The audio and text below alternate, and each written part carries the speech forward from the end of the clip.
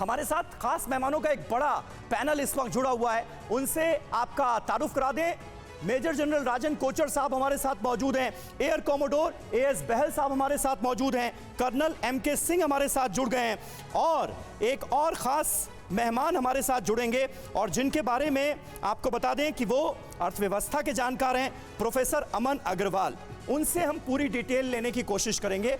लेकिन बहल साहब, पहला सवाल मैं आपसे जरूर जानना चाहूंगा, ये रूस यूक्रेन संकट के बीच, जंग के बीच, ये आंकड़े कुछ राहत भरे हैं हमारे मुल्क के लिए, भारत के लिए? बिल्कुल, इसमें भारत की अच्छी पॉलिसीज को दर्शाता है। सबसे पहले मैं ये कहूंगा, रशिया यूक्रेन युद्ध से 3 चीजों पे बहुत इफेक्ट पड़ा था। सबसे पहला एनर्जी प्राइसेस, जो कि 20% से ज्यादा बढ़ गई, यानी कि $115 तक पहुंच चुकी है बैरल की कीमत आज के दिन। दूसरी चीज है खाद्य सामग्री पे। खाद्य सामग्री की जो कॉस्ट है, क्योंकि 30% जो गेहूं है वो रशिया और यूक्रेन को मिला के पूरे विश्व में एक्सपोर्ट होता है, तो कहीं ना कहीं उसके रुकने से, और खासकर 22 मिलियन टन जो यूक्रेन के अंदर गेहूं रुका हुआ है एक्सपोर्ट होने से, तो उसमें गेहूं की कीमत और अनाज की कीमत बहुत बढ़ गई है 30% से ऊपर। अगर हम अपने नेबर्स को देखें, श्रीलंका 45% उनका इन्फ्लेशन रेट है। अगर हम पाकिस्तान को देखें तो 25%, वहां 200 रुपए पेट्रोल पहुंच चुका है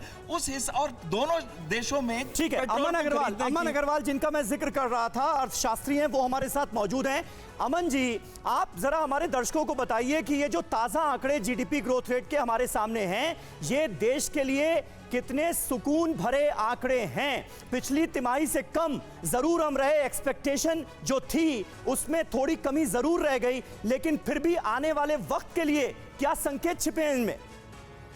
देखिए, जहां तक जो ग्रोथ रेट के आंकड़े हैं, जीडीपी ग्रोथ रेट के आंकड़े हैं, वो अभी चौथी तिमाही के भी आए हैं, उससे क्लियर नजर आता है कि हिंदुस्तान जो है सबसे तेज चलता हुआ देश है, सबसे ज्यादा तीव्र गति से चलता हुआ देश है। और जितनी जल्दी कोरोना पीरियड से निकला है हिंदुस्तान, उतनी जल्दी किसी और देश के अंदर हमें देखने को विश्व में नहीं मिला, चाहे वो डेवलप्ड कंट्री हो अमेरिका जैसी, चाहे वो डेवलपिंग कंट्री हो।